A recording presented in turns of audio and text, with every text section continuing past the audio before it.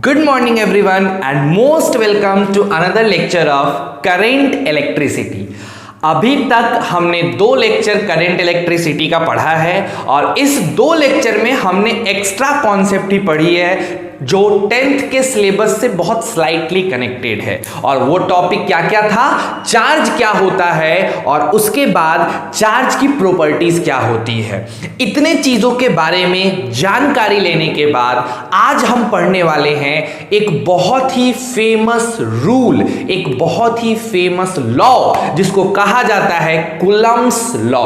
तो आज के वीडियो का एकमात्र एक्सक्लूसिव टॉपिक है कूलम्ब्स लॉ और कूलम्ब्स लॉ पे बेस्ड जो स्लाइड क्वेश्चंस होते हैं उन क्वेश्चंस को कैसे करें, कैसे अटेम्प्ट करें, बस यही आज के टॉपिक का मोटो है।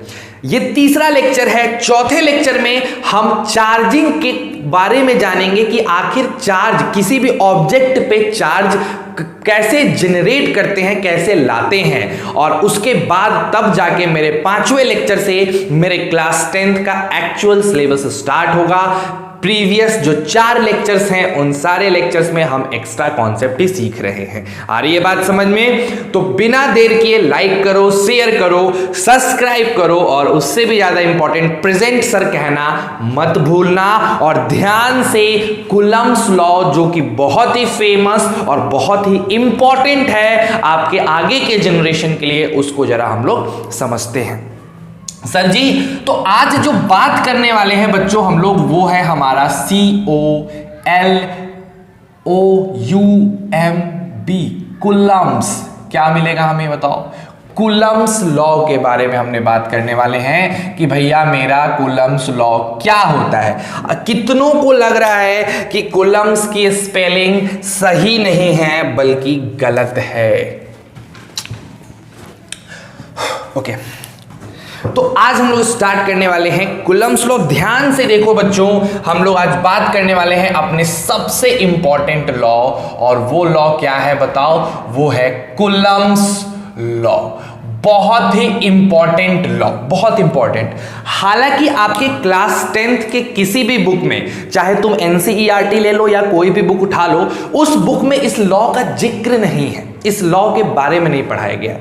लेकिन अगर आप इस लॉ को जान जाते हैं, अपना 2 घंटा एक्स्ट्रा टाइम देके अगर आप इस लॉ को समझ जाते हैं और इस पे क्वेश्चंस अगर आए तो आप कैसे बना पाओ, अगर ये समझ जाते हो तो 10th के बाद जो आप पेपर दोगे वो आपके लिए काफी इफिशिएंट हो जाएगा और अच्छे क्वेश्चंस जैसे KVPY, NTSC, ओलंपियाड वगैरह क्रैक करने में आपको हेल्प करेगा।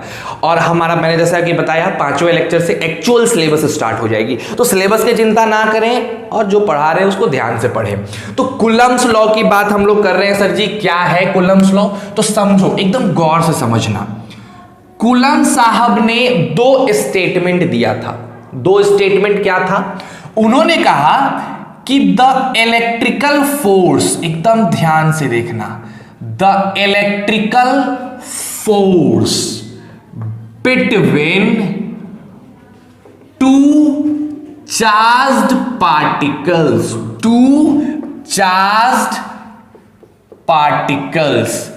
is directly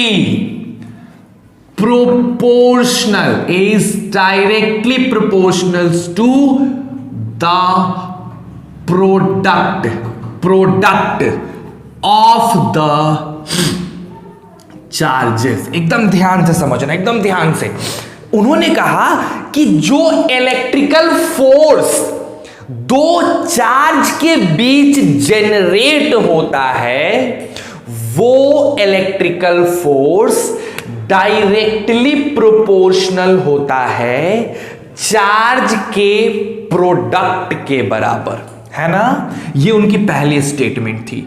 उन्होंने दूसरा स्टेटमेंट दिया, द सेम इलेक्ट्रिकल फोर्स, समझना, the same electrical force is inversely proportional, एकदम ध्यान से सुनो, is inversely proportional to the square of distance between them। उन चार्जेस के बीच जो डिस्टेंस है उस डिस्टेंस के स्क्वायर के इनवर्सली प्रोपोर्शनल। ठीक है, तो ये तो स्टेटमेंट हो गई भाई। अपने को स्टेटमेंट कहीं नहीं आने वाला है, तुमको कहीं नहीं पूछेगा कि डिफाइन करके बताओ कूलम्ब्स लॉ क्या है, नहीं पूछेगा। बस आपको पता होना चाहिए कि कूलम्ब्स लॉ क्या है। तो पहली चीज, कूलम्ब्स लॉ दो चार्जेस के बीच इलेक्ट्रिकल फोर्स का रिलेशन उस चार्ज के मैग्नीट्यूड और उनके बीच के सेपरेशन के बीच बताता है। मतलब जैसे दो चार्जेस हैं तो उन चार्जेस के बीच कितना फोर्स आएगा, उस फोर्स को कैलकुलेट करने में मेरा कूलम्ब्स लॉ हेल्प करता है। ठीक है, इसकी दो स्टेटमेंट है। क्या स्टेटमेंट है? पहली कि सर जो इलेक्ट्रिकल फोर्स है, दो चार्ज के बीच जो इलेक्ट्रिकल फोर्स है वो इन दोनों चार्ज के प्रोडक्ट के डायरेक्टली प्रोपोर्शनल और इनके बीच जो डिस्टेंस है उस डिस्टेंस के इनवर्सली प्रोपोर्शनल, स्क्वायर के इनवर्सली प्रोपोर्शनल, है ना। अब इसी चीज को तुम पहले उतारो, मैं इसको इरेज करके मिटाता हूं और फिर हम लोग आगे की चीजों को बड़े बढ़िया समझते हैं फिगर के हिसाब से। ठीक है, तो चलो प्लीज जरा इसको उतार लो मेरे प्यारे बच्चों, जल्दी से उतार लो बिना लेट किए। मैं इरेज कर रहा हूं इसको, है ना। आ जाओ आ जाओ। एनर्जेटिक रहिए, हमेशा एनर्जेटिक रहिए। जब तक आप खुद पॉजिटिविटी नहीं डेवलप करिएगा, एनर्जेटिक नहीं रहिएगा, बच्चों मजा नहीं आएगा, इंटरेस्ट नहीं आएगा। इंटरेस्ट डेवलप करो। समझो क्या बोला कूलम्ब साहब ने। मान लीजिए सर एक चार्ज पार्टिकल है ये, इसका नाम हमने दे दिया Q1। एक दूसरा चार्ज पार्टिकल है ये, इसका नाम हमने दे दिया Q2। बड़े आराम से। ठीक है, दो चार्ज पार्टिकल थे, एक का नाम Q1 और दूसरे का नाम Q2। दोनों के बीच में भैया जो सेपरेशन था, जो डिस्टेंस था, वो डिस्टेंस हमने ले लिया R। कितना ले लिया? R का। ठीक है, तो कूलम्ब साहब ने कहा कि इस दोनों चार्ज के बीच में जो फोर्स होगा, जो इस दोनों चार्ज के बीच में जो फोर्स होगा, और वो फोर्स नॉर्मल फोर्स नहीं है भाई, वो इलेक्ट्रिकल फोर्स है। तो F के नीचे E लगा दो ताकि क्लैरिटी हो जाए कौन सी फोर्स की बात कर रहे हैं हम लोग, इलेक्ट्रिकल फोर्स की। तो ये जो इलेक्ट्रिकल फोर्स होगा ये डायरेक्टली प्रोपोर्शनल होगा Q1 इंटू Q2 के, जो Q1 Q2 चार्ज है उसके डायरेक्टली प्रोपोर्शनल होगा। उसके साथ साथ सर और क्या बता सकते हो? अब यही फोर्स, यही इलेक्ट्रिकल फोर्स इनवर्सली प्रोपोर्शनल होगा उसके बीच के सेपरेशन के स्क्वायर के। ठीक है, स्क्वायर के प्रोपोर्शनल, इनवर्सली प्रोपोर्शनल। अब क्या किया गया?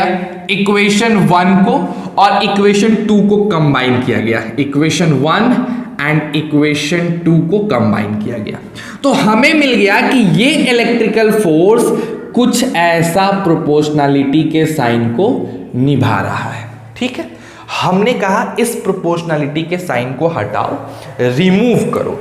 जब तुम इसको रिमूव करोगे तो एफ ऑफ ई बराबर मिल जाएगा KQ1 Q2 by are square. समझ रहे हो?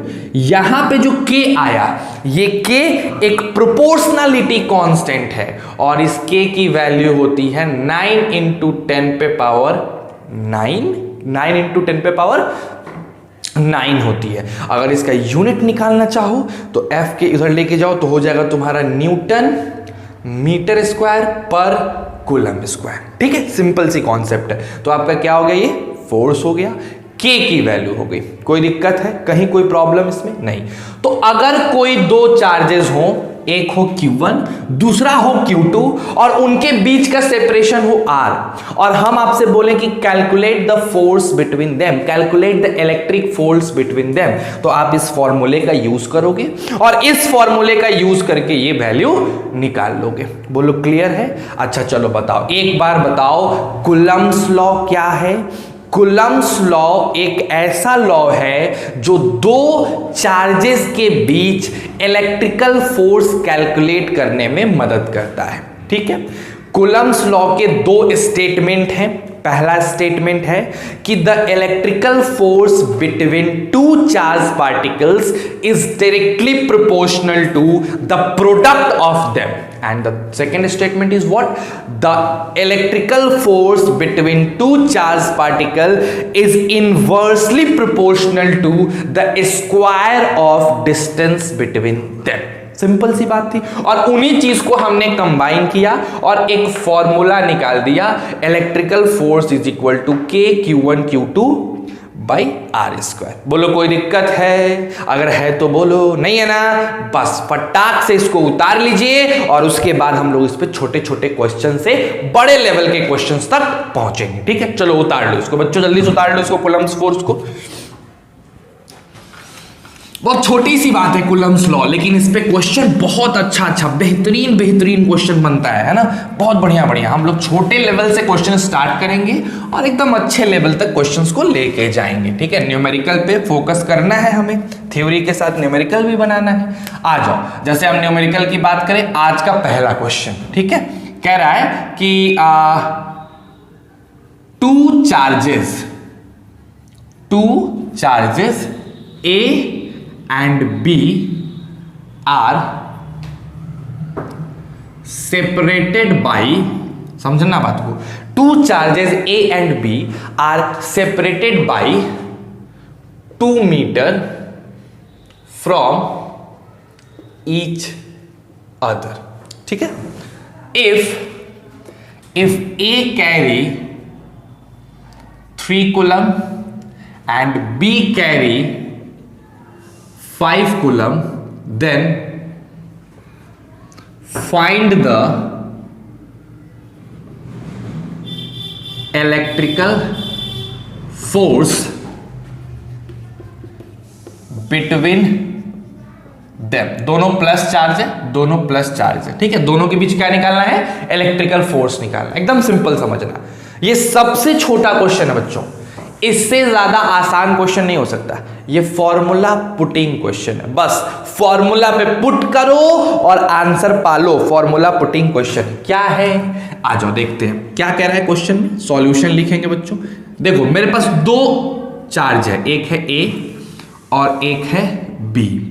अगर हम A की बात करें तो A पर +3 कूलम है, और अगर हम B की बात करें तो B पे +5 कूलम है। दोनों के बीच का जो सेपरेशन है वो सेपरेशन है 2 मीटर का। कितने मीटर का सेपरेशन है? 2 मीटर का। अब मेरे से पूछ रहा है कि बताओ कि इन दोनों के बीच इलेक्ट्रिकल फोर्स कितना होगा। हम सिंपल सा फॉर्मूला लगाएंगे, बताओ। इलेक्ट्रिकल फोर्स का फॉर्मूला होता है K Q1 Q2 by are square. अगर इस सिचुएशन में देखें मेरे बालकों, तो Q1 की वैल्यू +3 कूलम मान लो, Q2 की वैल्यू +5 कूलम मान लो, और R की वैल्यू 2 मीटर मान लो। ठीक है, अब जैसे ही आप फॉर्मूला लगाओगे आपको मिल जाएगा K की जगह 9 × 10⁻⁹। ठीक है, Q1 की जगह 3, इसके जगह 5 और नीचे 2 का स्क्वायर यानी 4। सो कितना हो जाएगा बताओ? यहां पे सीधे मल्टीप्लाई करो तो आपकी f ऑफ e की वैल्यू हो जाएगी, पता जल्दी से क्या हो जाएगा? 9 × 3 × 5 × 100 कर लो, और यहाँ 10⁻⁷ करो, नीचे 4 ले आओ। इसको करोगे 25 टाइम में कट जाएगा। ठीक, तो हो गया 25 × 5 × 9 3 × 9 × 10⁻⁷। बस इसको सॉल्व आउट कर लो, इतना न्यूटन का फोर्स आपको इस पे लगेगा। ठीक है, तो ये एकदम बेसिक क्वेश्चन है, एकदम बेसिक, इससे ज्यादा आसान। अच्छा, क्वेश्चन से मुझे याद आया, मैंने आपको प्रीवियस लेक्चर में एक असाइनमेंट दिया था। वो असाइनमेंट सिर्फ चार्ज के बेसिस पे बेस्ड क्वेश्चन पे थी, चार्ज और प्रॉपर्टीज ऑफ चार्ज पे बेस्ड। जितनी भी मैंने थ्योरी कराई थी उस पे बेस्ड था। कुछ बच्चे ने बनाया, उसका सॉल्यूशन भी मेरे को भेजा है, और कुछ बच्चों ने उसका कुछ नहीं भेजा है, मतलब ठीक है। लेकिन कहते हैं ना कि कुछ डाउट्स जो आए, वो डाउट्स मैं आप लोग को, जिन्होंने भी मुझे डाउट भेजा है, मैं आप लोग को आपके व्हाट्सएप पे भेज दूंगा। अभी हम लोग क्लास करते हैं, लेकिन बनाओ, असाइनमेंट्स ऐसे ही फालतू के नहीं मिलते हैं, बनाने के लिए मिलते हैं। ठीक है, तो देखो ये क्या हो गया आपका, समझ में आया क्वेश्चन? एकदम सिंपल सा क्वेश्चन था, आपको फोर्स निकालना था, आपने निकाला। अब एक बच्चा आया और पूछ दिया कि सर फोर्स में तो डायरेक्शन भी होता है। भाई फोर्स में डायरेक्शन भी होता है। फोर्स एक वेक्टर क्वांटिटी है, स्केलर क्वांटिटी तो है नहीं। तो आपने मैग्नीट्यूड निकालना तो सिखा दिया, लेकिन इस पे डायरेक्शन किधर लगाएंगे? तो कभी भी याद रखना, दो चार्ज पार्टिकल अगर हैं तो उनके बीच जो फोर्स का डायरेक्शन होगा वो हमेशा इस दोनों चार्ज पार्टिकल को ज्वाइन कर रहे लाइन के अलोंग होगा। The direction of Coulomb's force or the direction of electrical force is in the direction of line joining the two charge particle। अब जैसे देखो ये दोनों प्लस है तो लाइक चार्जेस एक दूसरे को क्या करते हैं? रिपेल, धक्का दे देते हैं। तो ये क्या करेगा? ये इसको इधर की तरफ धक्का दे देगा और ये इसको इधर की तरफ धक्का दे देगा। तो अगर इस पे फोर्स का डायरेक्शन पूछो तो इस डायरेक्शन में होगा, अगर इस पे फोर्स का डायरेक्शन पूछो तो इस डायरेक्शन में होगा। समझ रहे हो बात को? एकदम सिंपल सिंपल, दोनों एक दूसरे को धक्का देंगे और भाग जाएंगे। ठीक है, कोई दिक्कत? चलो बहुत अच्छी बात है, आगे बढ़ते हैं बच्चों, आगे बढ़ते हैं, नेक्स्ट क्वेश्चन पे आते हैं।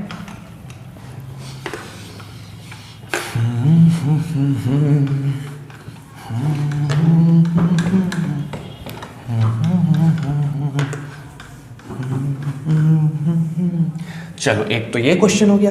अब हम चाह रहे हैं कि थोड़ा सा बढ़िया क्वेश्चंस आप लोगों को कराया जाए, मजेदार क्वेश्चंस कराया जाए, है ना। हल्के फुल्के क्वेश्चन से उतना मजा नहीं आएगा। ठीक है, तो देखो एक बड़ा बढ़िया क्वेश्चन मेरे सामने है, एक अच्छे खासे किताब से मैंने उस क्वेश्चन को लिया है।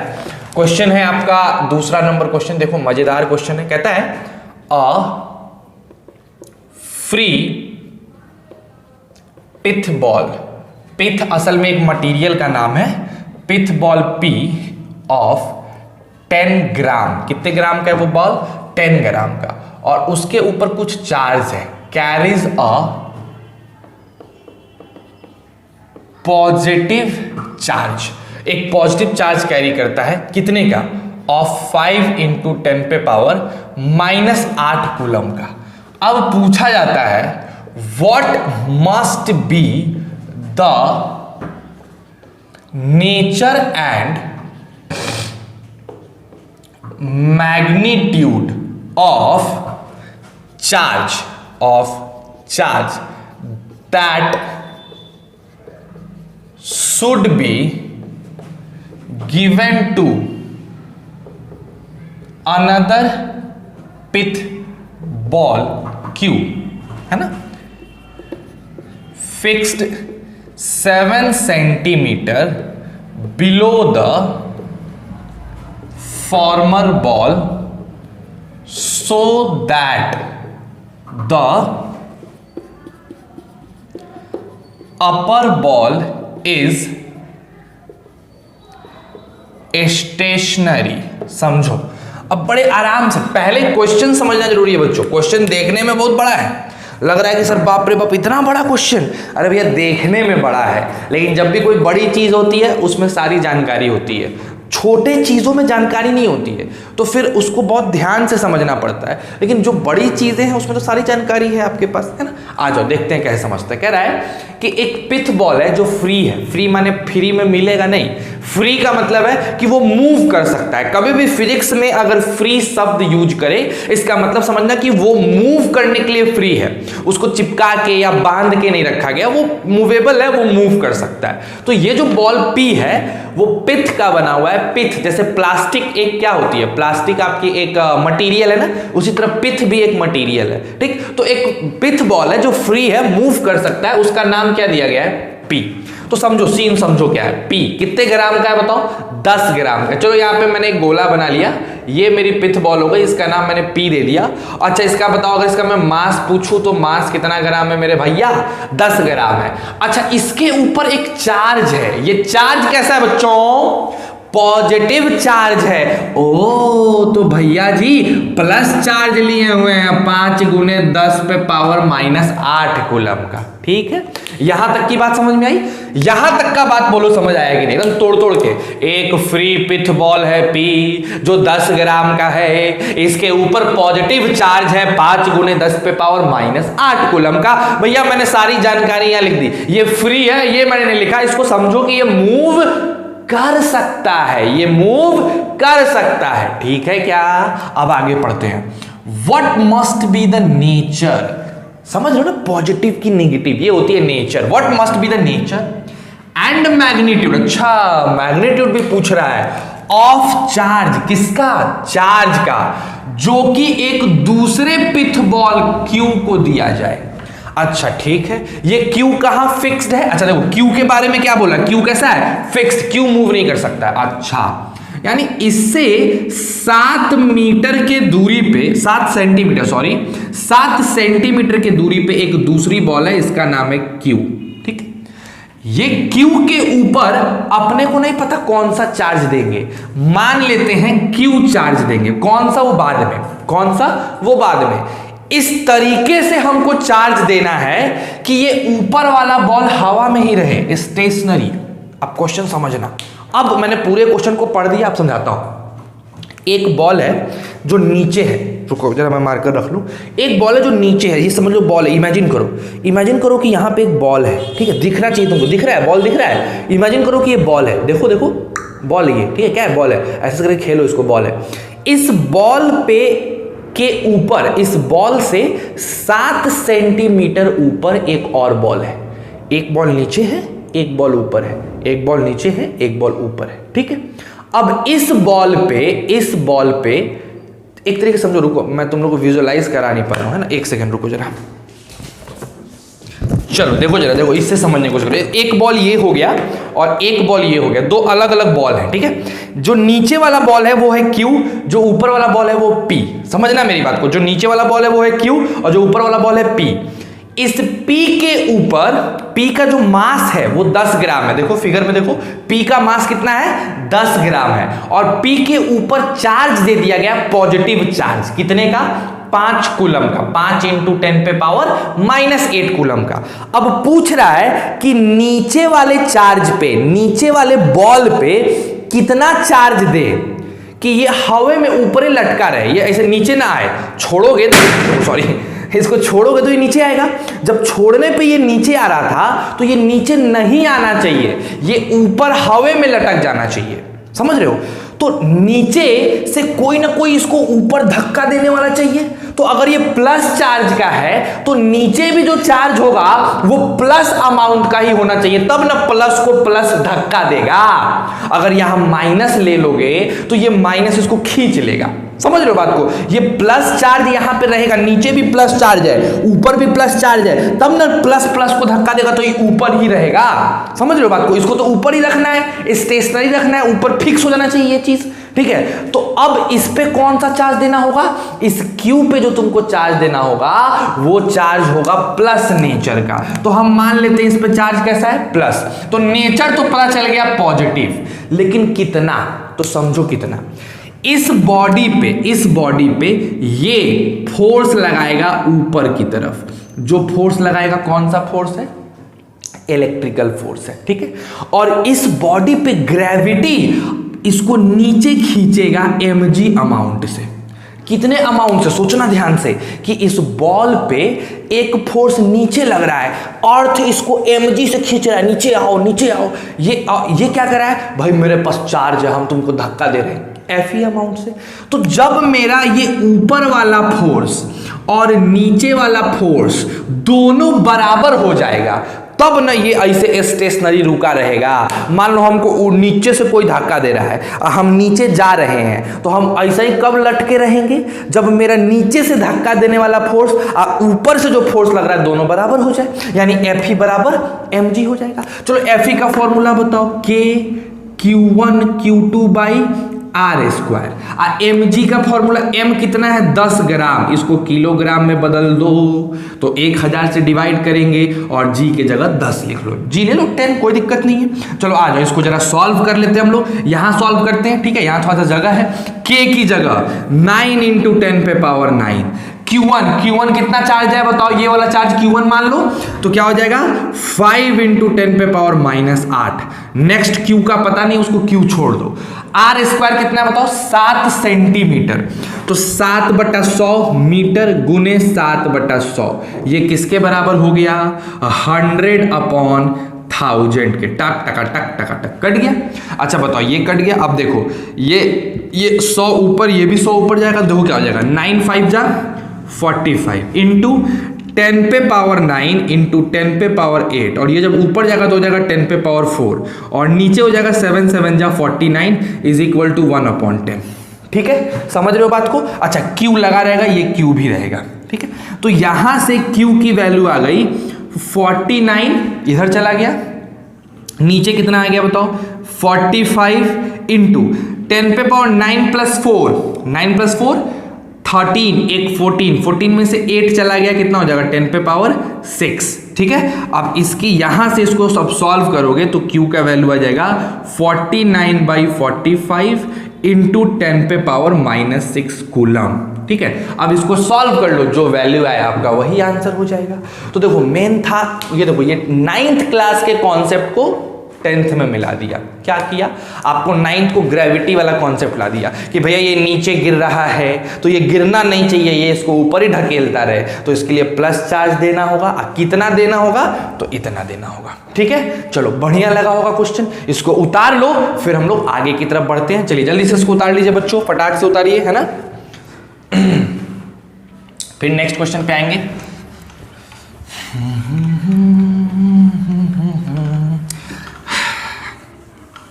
देखो बच्चों, जितना अच्छे से आपको चीजें समझाई जा रही है ना, एक एक बातें, अगर आप इन सब बातों को याद रखते हो तो भैया मेरी गारंटी लिख लो कि तुमको आगे चल के आईआईटी क्रैक करने से कोई नहीं रोक सकता है, बिकॉज आप अभी ही अपने आईआईटी के फाउंडेशन को बना रहे हैं। तो ये बैच उन बच्चों के लिए काफी तगड़ा है जो बच्चे अपने ड्रीम में आईआईटी को लेके चलते हैं। तो लो ड्रीम में आईआईटी को, एडवांस को, और क्रैक करो, बस यही सोच के हम लोग ये सब चीजें आपको बता रहे हैं।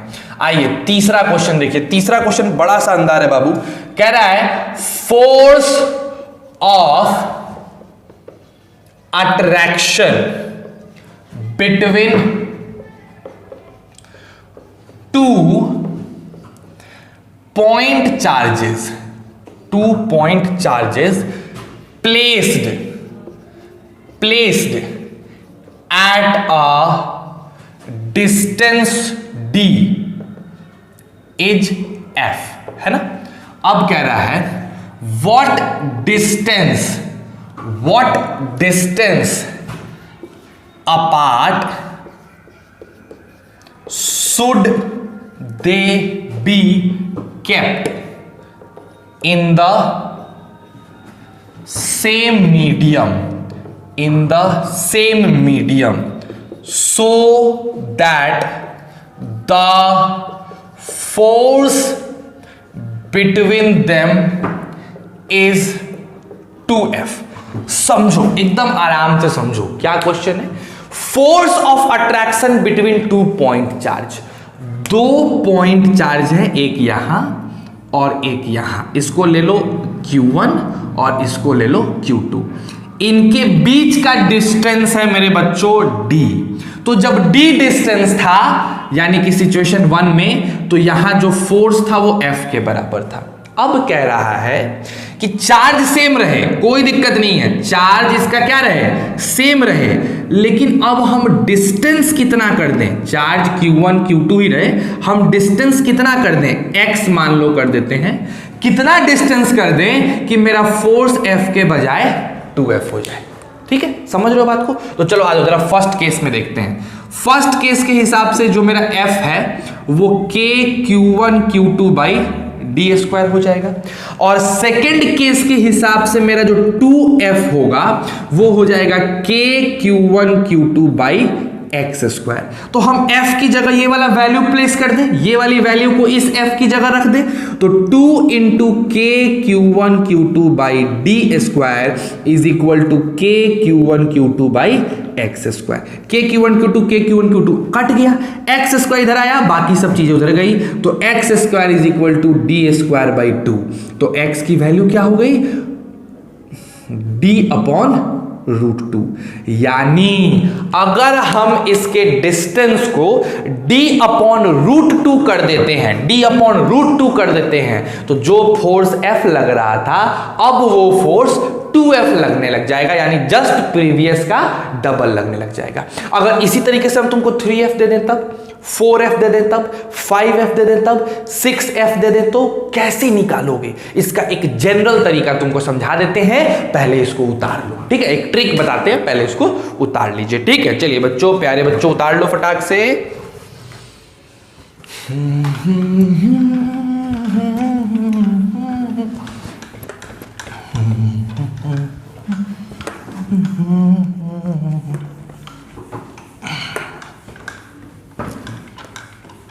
आइए देखिए, एक छोटा सा तुमको कॉन्सेप्ट बता रहे हैं, जुगाड़ की बात है ना, ध्यान से देखो, JKB जुगाड़ की बात है। दो जुगाड़ की बात बताऊंगा मैं यहीं पे, अब दूसरा का जुगाड़ की बात बताने के बाद एक क्वेश्चन देगा, तुमको बनाना है, ठीक है? आ जाओ, JKB की हम लोग बात करते हैं। क्या है भैया कहानी JKB का? एकदम ध्यान से देखो, एकदम ध्यान से, एकदम सिंपल तरीके से।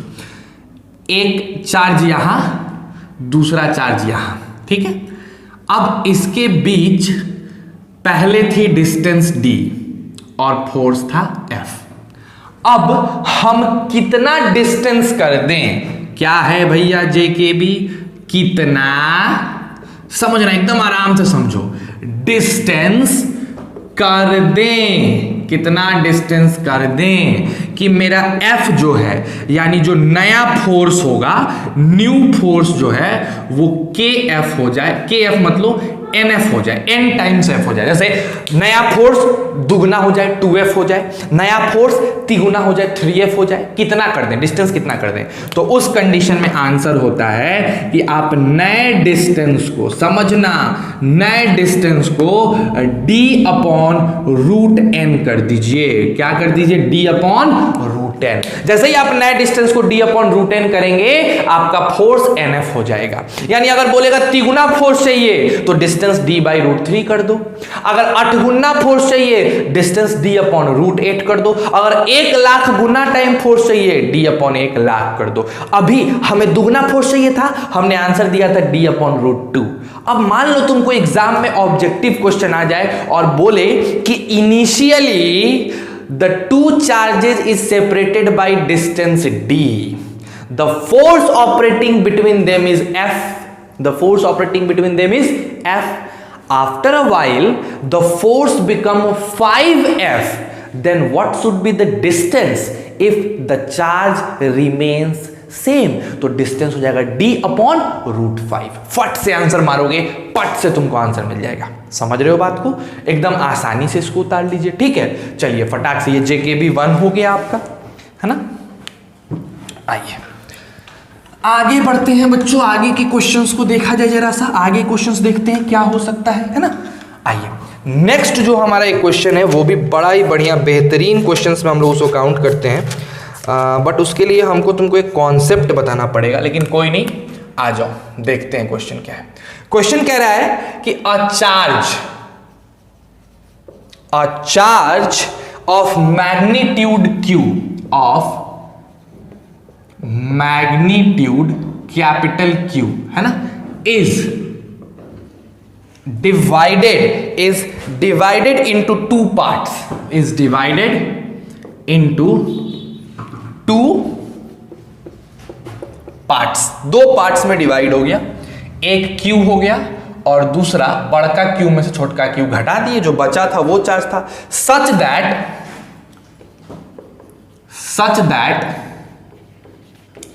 they exert maximum force on each other, maximum force on each other। तो कहता है find Q/Q, then find Q/Q, ये वैल्यू निकालनी है, दोनों चार्ज का रेशियो निकालना। समझना क्वेश्चन, आपके पास एक चार्ज था Q, आपने इसको 2 भागों में तोड़ दिया, एक स्मॉल Q कर दिया और दूसरा capital Q minus small Q, जो बच गया, ठीक? अब ये दोनों चार्ज कुछ डिस्टेंस पे रखे हुए थे, है ना? मान लो वो डिस्टेंस D था, इनके बीच फोर्स लगेगा, फोर्स क्या होगा? Q minus Q by D²। अब आपसे पूछ रहा है कि अगर मेरा डिस्टेंस सेम है तो इस दोनों का रेशियो निकालो, Q अपॉन Q निकालो, जिसके वजह से मेरा जो फोर्स है ये फोर्स कैसा हो जाए, मैक्सिमम। समझना, आपको ये फोर्स मैक्सिमम चाहिए, ज्यादा से ज्यादा चाहिए। K तो फिक्स है, K को तो बदल नहीं सकते हो, डिस्टेंस भी फिक्स है, डिस्टेंस भी नहीं बदल सकते हो, तो यही दोनों का प्रोडक्ट बदला जा सकता है ना। ये प्रोडक्ट मैक्सिमम तो फोर्स मैक्सिमम, ये प्रोडक्ट मैक्सिमम तो फोर्स मैक्सिमम। ठीक है, समझ रहे हो ना मेरी बात को। तो अगर मेरे को इसका प्रोडक्ट मैक्सिमम कहां होगा, कितने पे होगा, ये पता चल जाए तो हम कह सकते हैं कि मेरा फोर्स मैक्सिमम कब होगा। ठीक है, तो समझना मेरी बात को। अगर दो चीजों को जोड़ने पे, समझो बहुत बड़का जेके भी बता रहे हैं, दो चीजों को जोड़ने पे कोई कांस्टेंट आए लैम्डा, ठीक, और हमसे पूछे कि मैक्सिमम वैल्यू बताइए ए गुना बी का, ए गुना बी का मैक्सिमम, ए गुना बी का कैसा वैल्यू चाहिए, मैक्सिमम वैल्यू चाहिए, तो ए इंटू बी का मैक्सिमम वैल्यू तभी हो सकता है जब ए और बी बराबर हो, जब ए और बी क्या हो जाए, बराबर हो। दो चीजों को जोड़ने पे कोई वैल्यू आए लैम्डा और हमसे पूछे कि उन दोनों के गुना का, प्रोडक्ट का मैक्सिमम वैल्यू कब होगा, तो तब होगा जब ए बराबर बी हो जाए। अब समझना, इस दो चीज को जोड़ने से Q मिल रहा है, दो चीजों को जोड़ने से Q मिल रहा है। ठीक है, समझ लो, दो चीजों को जोड़ने से क्या मिल रहा है, Q। अब इस दोनों के गुना को हमको मैक्सिमम करना है, इस दोनों के गुना को मैक्सिमम करना है, तो इस दोनों के मल्टीप्लिकेशन को मैक्सिमम करने के लिए हमें इस दोनों को बराबर करना होगा रूल के हिसाब से। अब ऐसा क्यों होता है हम आपको एक्सप्लेन करेंगे बच्चा, इसका प्रूफ भी हम देंगे। पहले इस क्वेश्चन की बात कर ले। मैंने क्या बताया आपको कि a प्लस बी को अगर जोड़ने पे कुछ नंबर मिले, कुछ भी मिले, और हमसे पूछे कि a इंटू बी मैक्सिमम कब, तब जब a बराबर हो जाए b। तो हमसे पूछ रहा है, हमसे क्वेश्चन दे रहा है कि इस दोनों को जोड़ने पे q मिला, ठीक है, q मिलेगा दोनों को जोड़ोगे तो। अच्छा, दूसरी बात कि इस दोनों का प्रोडक्ट हमको मैक्सिमम चाहिए, तो कब हो सकता है, जब ये इसके बराबर हो जाए, है ना। तो हम लिख सकते हैं 2q is equal to capital Q, तो 2 is equal to capital Q by small q। तो बताओ इस q बाई q का रेशियो कितना आ गया, 2 आ गया। समझ रहे हो मेरी बात को, एकदम ध्यान से समझो। और चलो आज का तुम्हारा होमवर्क रहा कि इसके बारे में जरा दिमाग लगाओ कि अगर दो चीजों को जोड़ने पे लैम्डा आता है तो उनके प्रोडक्ट का वैल्यू मैक्सिमम तब होगा जब a बराबर b होगा, और हम ज्यादा अच्छा कहें कि a बराबर b बराबर लैम्डा बाई 2 होगा। ठीक है, तब जाके इनका गुना मैक्सिमम आएगा। समझ रहे हो मेरी बातों को। चलो इसको उतार लो। आज के लिए ही इतना ही, इससे ज्यादा कुछ नहीं। कूलम्ब्स लॉ पे मैंने आपको कूलम्ब्स लॉ क्या है ये बता दिया, कुछ बेहतरीन क्वेश्चंस करा दिए, नॉर्मल क्वेश्चन से लेके हर लेवल का क्वेश्चन मैंने करा दिया। इससे ज्यादा अभी आपके लेवल पे क्वेश्चन करने की जरूरत नहीं है। हाँ, कुछ क्वेश्चंस मैं आपको असाइनमेंट में दूंगा, आज नहीं दूंगा। कूलम्ब्स लॉ और चार्जिंग वर्जिंग मिला के लास्ट एक और असाइनमेंट हम देंगे आपको 1-2 दिन के अंदर, जिसमें सब एक्स्ट्रा कॉन्सेप्ट होगा, और तब हम लोग फिर करेंट वरेंट पढ़ना स्टार्ट करेंगे जो मेरी सिलेबस है।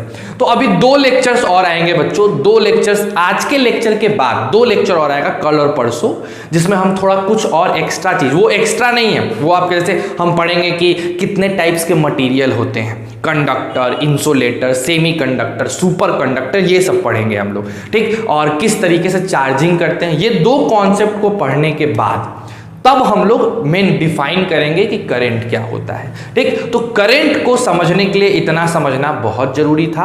आप साथ इसी तरह जुड़े रहिए, आपका फाउंडेशन बैच ऐसा ही चलता रहेगा और मजे में हम लोग पढ़ते रहेंगे। और कल फिर हमारे पास नए वीडियो के साथ हम लोग हाजिर रहेंगे। बस लाइक करो, शेयर करो, सब्सक्राइब करो और मैक्सिमम लोगों को इस चैनल से जोड़ो, ताकि जो फाउंडेशन की तैयारी करना चाहते हैं उन सभी लोगों को इस वीडियो से ज्वाइन करो, लिंक करवाओ, और उनकी अच्छे से प्रिपरेशन में हम लोग उनकी मदद करेंगे। ठीक है, आज के लिए इतना ही, तब तक के लिए धन्यवाद। मिलते हैं कल। Stay safe and stay healthy.